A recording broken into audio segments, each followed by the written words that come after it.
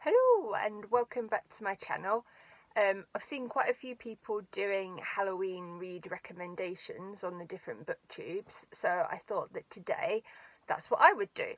So as usual, I've got notes and bits of paper and books and things all over the place, so bear with me as I try and remember to waffle my way through my Halloween recommendations.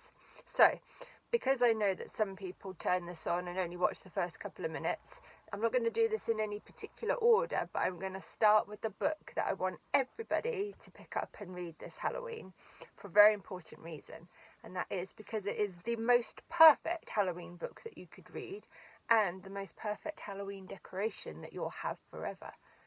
And it's this absolutely beautiful book by my very, very good friend Cameron Cheney.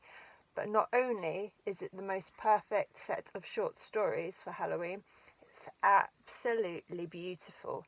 And the cover art is done by another Cameron Rabeek, who is also lovely. And this is in my hands at the moment, but is usually on my shelf surrounded by all my pumpkin decorations. Just look, if you've not seen it before. It's gorgeous, absolutely gorgeous. So even if you've got this on Kindle, I recommend, I think it's like less than £10 on Amazon UK at the moment. I recommend you get a paperback because you will not be sorry. This will be your perfect fall and Halloween decoration, which you can have up all the time, or if you're like me, it can be in pride of place on your bookshelf all year long. So I'm not going to say much more about it because I've got all sorts of big surprises for this book, but it's my number one must read, must buy, must own recommendation for this Halloween season. Cameron Cheney. Make sure you're following him. Make sure everything that you do involves around this amazing person. Okay. So the next book that I would recommend is there's a few things about Halloween for me. One is nostalgia. Back to being a kid and being scared and trick-or-treating and all that kind of stuff, and Autumn Crow again is perfect for that kind of thing. That's one thing that Halloween always brings to mind, that kind of thing. But also it makes me want to watch slasher films. Now that's probably because of your archetypal Halloween type movies and Friday the 13th and all that kind of stuff.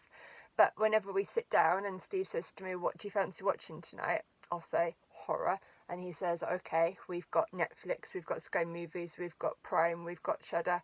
What particular horror do you want to watch?" And the more that it comes up to this time of year, the more I'm like, I want a slasher film. Love slashers. So the book that I'm going to recommend, because this is all about books at the moment, I'm actually reading right now, and it's this Hunter Shay Slash. Okay, so it's about a final girl and what actually happened to her, and it's about a slasher, but it's also got unexpected bits and pieces because it's a Hunter Shay book. Okay, so I knew that there would be a Hunter book on this list, but for me, although I love my cryptids and all those kind of things as well, actually doing some cryptid work this week for a secret project, but I also love my slasher type stuff, so this is my definite recommendation for that. Be perfect while I'm watching Friday the 13th and all those kind of things, so make sure you get that one. Okay, next on my list, and so most of these are in no kind of particular order. As I said, there's something about Halloween, like when I watch things like Hocus Pocus and all those kind of things, that just, even though we didn't really do a lot of trick-or-treating when I was a kid, because I'm quite old, in the UK, and it took quite a while to really become something that we embraced over here. When I was a teen, I absolutely loved the point horror books, and the fact that they had all of that, it was something that was already ingrained in the American tradition. I thought that was amazing. So anything point horror, or even Goosebumps before, anything of that kind of level, even though it's meant for children, middle grade, young adult, all that kind of stuff. I love anything like that this time of year. It really just takes me back. And what else is perfect but one that's actually called Trick or Treat? I recently, like within the last few months, reread quite a few of my point horrors, including this one, and it hasn't, none of the enjoyment factor has dissipated for me now that I'm an adult. I love them just as much as I did as a teenager. So if you fancy a little bit of 90s nostalgia, if you grew up around that time like me, then okay, it's not going to scare the pants off you, but I enjoy just as a fun read, a cozy read. And this literally you can read in a couple of hours because it's not particularly taxing. It's just, again, something which reminds me a little bit of like slasher type movies, because there's always that kind of, it's someone in the house, it's the long lost twin brother and all that kind of stuff. So it's another one that I recommend if you just want a bit of fun reading. Okay, my next ones are more what I would call in your classics. Now, another thing which I think goes hand in hand with Halloween for me in particular, because we all like to be scared, don't we? We like to push ourselves out of our comfort zones. It makes us better writers and all that kind of thing. So people that know me or have followed this channel, thank you very much, know that one of the things that scares me the most are ghosts. Okay, but how can you be a proper horror writer, horror lover, whatever, if you haven't read something like this? So this is obviously M.R. James's most famous stories all put together, and you have got some of the most well-known ones in here, including, I'm just going to double check, but preparation as ever obviously, but I'm pretty sure that it is in here. Has me thinking that the Turn and Screw was in here, but it doesn't look like it is. Okay. But it's got a lot, it's like all his short stories. Whistle and I'll Come to You, My Lad. There's quite a few in here which are Story of a Disappearance and an Appearance, The Haunted Doll's House.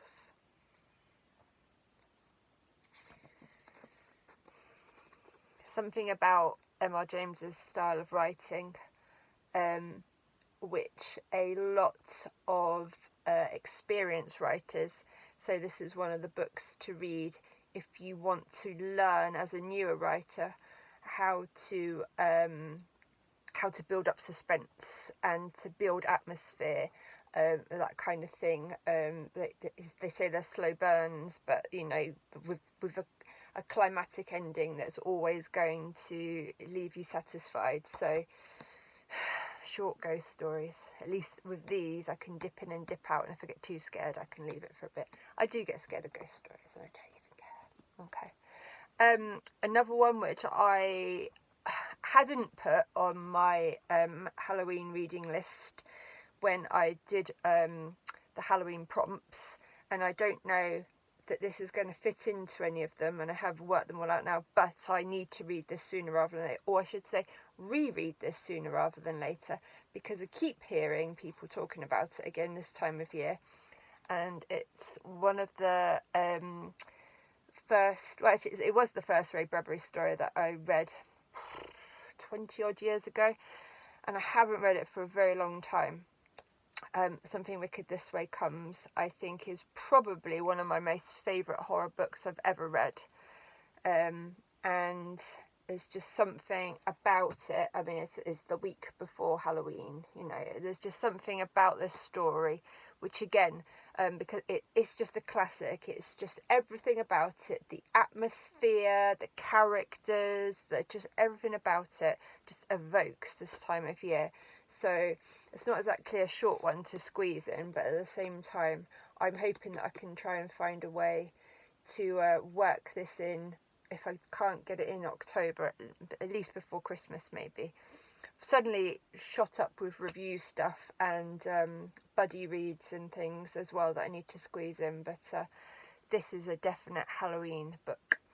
Okay, and then I've got another classic, which I think that, again, this is the time, yes, it's a great time of year to discover indie writers and new writers. Perhaps you've got a favourite indie writer that you've read several of their things and you want to try something else in their back catalogue, that's brilliant. Go ahead, support all of our indie writers as much as possible.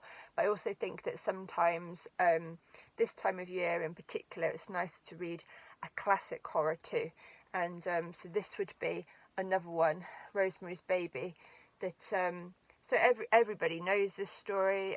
Most people have probably seen the film, but have you read the book? Now, I read this, again, we're talking donkeys years ago, so it's another one which I really need to go back and read. But there are certain horror stories and certain writers and things which everybody should read. You know, a lot of people's horror started with Stephen King and Dean Koontz and all that kind of stuff, and that's, you know, there's nothing wrong with that. That's where a lot of us started. You know, I've got a shelf full of King and Koontz for a reason. But I also think that sometimes going back and reading the ones that have become the classics are a really good idea as well, even if it's just to compare writing styles, and again just looking at the scenes and how they build the tension, all that kind of stuff. There's things that there's a reason why these books are so popular, and there's a reason why they became films and things like that, and people are still watching and raving about them to today.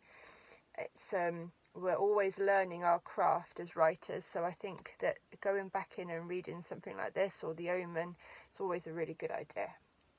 Okay, another one I've put on my list is not strictly horror, but is certainly within the realms of dark fiction. I would suggest that possibly, it depends if you think your horror needs to be imaginary type monsters, or whether you think that the monsters that are human serial killers are in fact worse, because they're real, aren't they?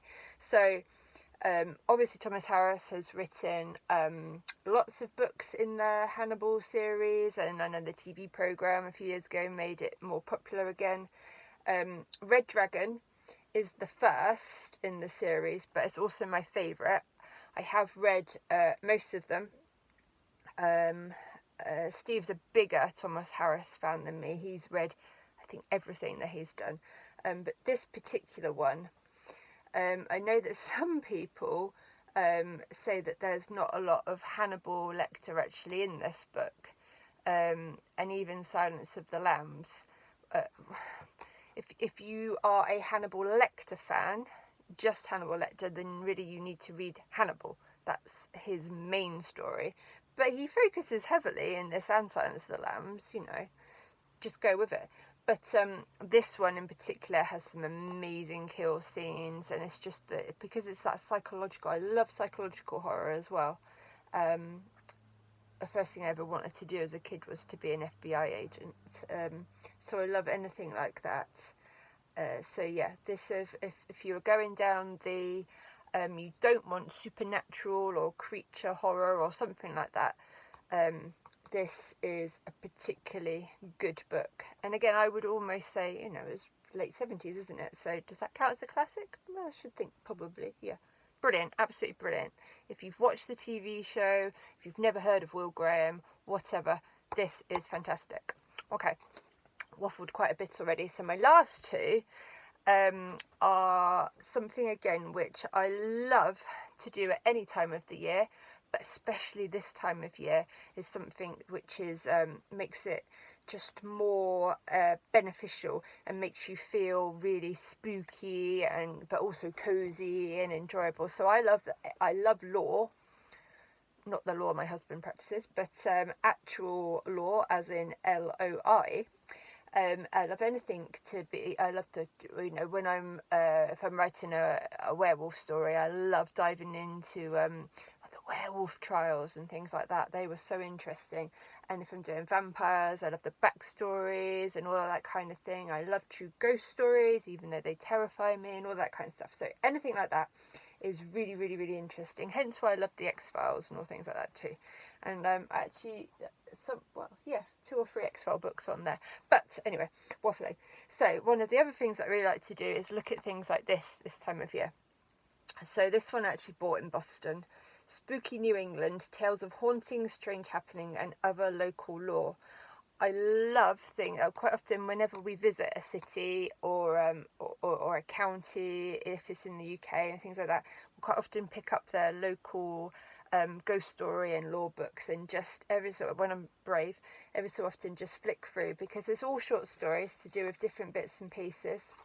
Oh, it's a Boston bookmark in there as well. So you've got all kinds of just different things. The man who could send rats, sounds like the Pied Piper.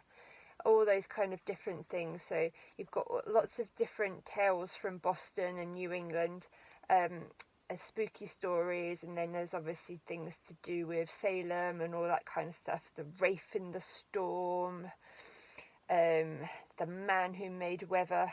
I love anything like that. It's just so, and New England for me is just, that is Halloween. We've been there a few times, and at this time of year as well, and absolutely love it. I would give anything to be over in Boston right now. Well, maybe not right now with COVID, but anyway, you know what I mean. So that's the first one. And then another one which I like to dive into and read about, because Halloween, it's like, you think of Halloween, you think of witches, don't you? Because, you know, and I loved Blair Witch when that came out and all that kind of stuff. So this one is one of those companion type books to the Blair Witch, but this is true haunts. So again, it's got some story. It's got a lot about Salem and the Bell Witch and all sorts of different witch trials and things like that. So it's got about corn dolls and puppets. It's got about things to do with the origins of different nursery stories. It's got things to do with the different trials, the Carlisle Witch and all stuff like that. So again, it's some of the things that the people that wrote the Blair Witch, you know, some of the inspiration behind it and stuff like that. And especially this time of year, it's short stories, you know, some of them are only 2 or 3 pages long, so you can just dip in and dip out. But what is more Halloweeny than all of your like witch stories and things like that? But also like to remember that poor old Salem really was a true thing, wasn't it? So there were witches that died there. So that's always one thing that's important to remember when I look at stuff like that. We actually went to the Salem Witch Museum when we were over in Boston. It's my Salem mug there. And it's a really interesting place. If you're ever over in New England and you get a chance to go there, definitely do, because it's really interesting. Okay, so there we go. That's my Halloween book reading recommendations. Not necessarily books that I'm going to be able to read, because I've got my own Halloween challenge this year, doing the Halloween creature feature reading extravaganza, which I've already done the video for. If there are any of those books there that you have read, I'd love to know. You can drop me a comment down below. If there's something vitally important that I've missed off the list that you're thinking, woman, you're crazy, it's Halloween and you didn't mention this, again, please let me know in the comments down below. Tell me what I should be reading. I might get to it by next Halloween at this rate. And most importantly, remember, Autumn Crow is not just for Halloween, it's for life. Okay, so thank you very much. If you like this video, give me a thumbs up and hit the subscribe button and notifications and all that kind of stuff, and I will see you soon for a review. Thank you. Bye.